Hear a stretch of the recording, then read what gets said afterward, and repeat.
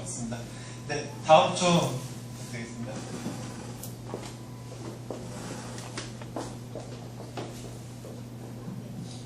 안녕하십니까. 저는 유연숙입니다. 유연숙 매번 저는 이게 참 어색합니다. 시간이 좀 많이 지나서 어쨌든 좀 간단하게 하겠습니다. 그 중국의 지난주랑 이번 주랑 중국에 대해서 하잖아요. 계속 읽으면서 저는 생각하는 게 뭐냐면 중국에 과연 그 힘이 어디서 나왔을까? 그 생각을 하게 됐고 물론 중국이란 나라를 지난번에 지난주에도 했지만 하나의 관점에서 이 중국은 이렇다라고 볼 수 없다라고 그 말이 맞는 것 같아요. 중국을 정의내릴 수는 없지만 그냥 과연 중국의 힘이 어디서 나왔을까 그냥 이 책의 두 권을 가지고서 요약을 해보면 저는 그렇게 봤습니다. 하나는 정체성, 또 하나는 사상, 또 하나는 인구. 이 세 가지를 봤거든요. 그래서 그걸 가지고서 잠깐 풀어보겠습니다. 그래서 저는 15페이지를 먼저 봤고요. 15페이지에 보면 공산당 이야기가 나와요. 공산당이 국민당으로 들어가는 부분이 나오는데 거기에서 보면은 일단 국민당이 합류하는 것이 중요하기 때문에 내가 어떤 공산당이나 이런 것들을 다 버리고 개인적인 자격으로 들어가서 국민당이 될 것.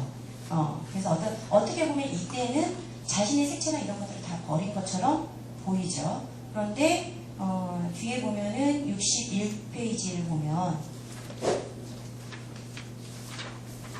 61페이지 쪽에 보면은 결국은 이제 그 과정 중에서 공산당의 세력이 어느 정도 커지는 것 같았지만 결국 국민당한테 되게 그 몰매를 맞게 되죠. 근데 그것이 그 공산당을 소련식 공산주의를 표방하고 공산당을 가지고 갔을 때 실패를 했는데 여기서 지금 마오쩌둥이 뭐라고 하냐면 그러니까 자기만의 중국식의 마오이즘을 표방을 하면서 중국은 농민이 위주이기 때문에 농민이 위주로 되는 공산혁명을 해야 된다라고 하면서 그것이 결국은 성공으로 가는 것 같아요.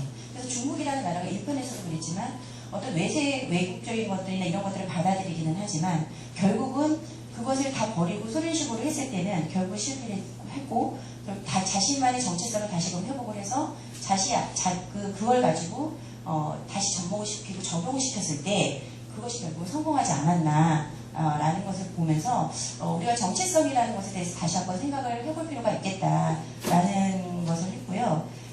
그리고 중국 이 사람들이 보면은 이렇게 막 반란도 많이 일으키고 막 하잖아요. 근데 그럴 때 보면 어디에 자극을 받냐면 외세의 침입을 받거나 어떤 그 나라는 중국이란 나라의 정체성을 뺏어가는 그런 위급한 상황이 되면 일치단결이 되는 것 같아요.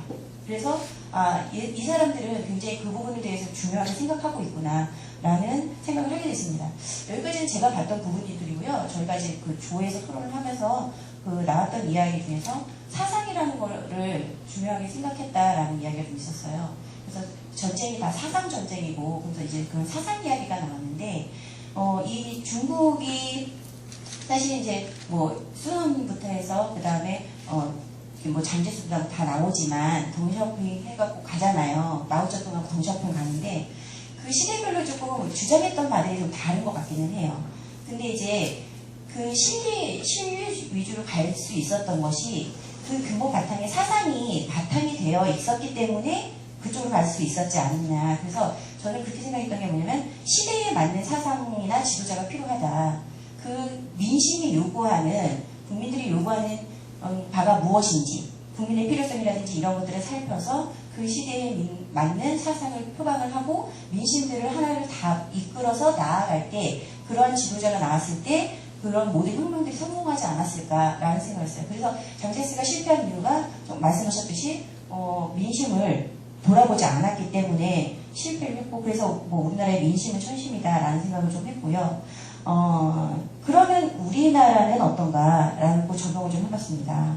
그래서 우리나라에는 어떤 철학이 있고 우리나라의 지도자들은 어떠해야 되느냐 라고 했는데 사실 우리는 아래로부터의 혁명도 실패했고요.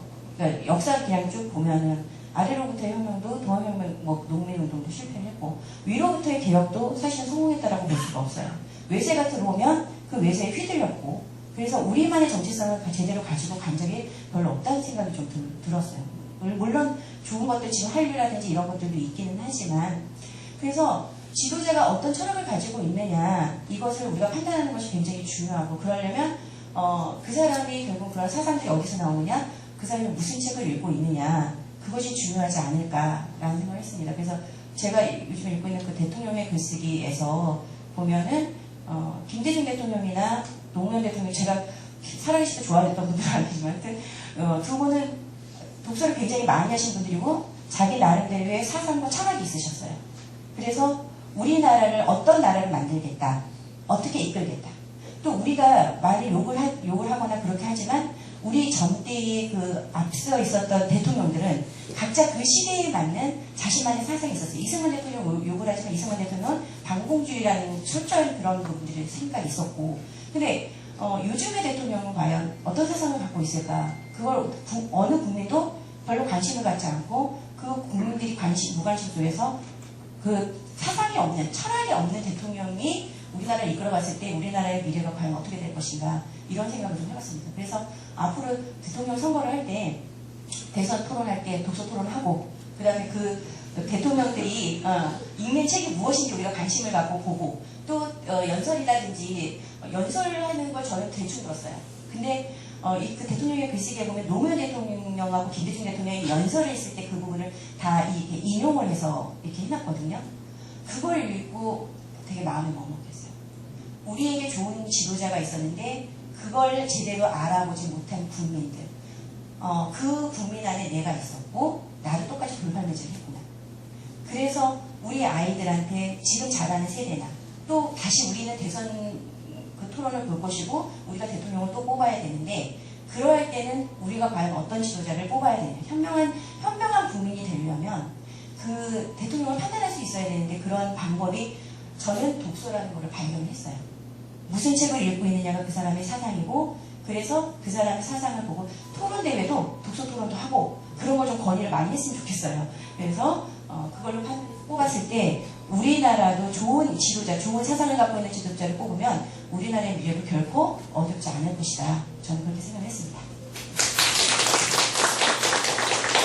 네, 아까 여기 저도 이제 정리하다가 잠깐 들었었는데, 그래서 민심의 천심이다, 이런 내용을 갖고 과연 저희 책을 보면서 이런 생각이 들잖아요. 보수가 맞냐, 진보가 맞냐, 그 다음 공산주의가 맞냐, 민주주의가 맞냐, 도대체 뭐가 맞는 거지?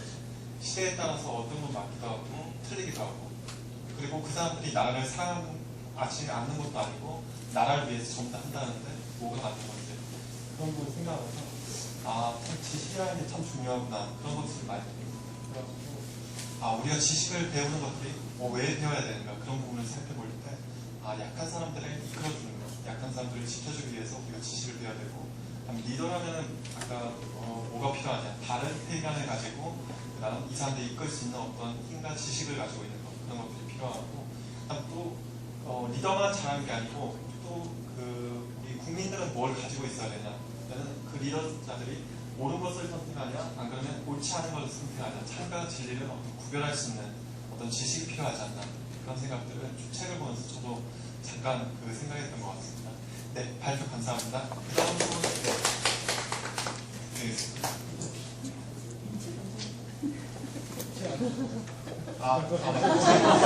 책은 보시면서 제가 계속 발표 들으면서 생각했어요. 어떤 책을 주면 좋을까 생각하다가 내 생의 마지막 그림, 그래서 인문학적인 책을 드리도록 하겠습니다.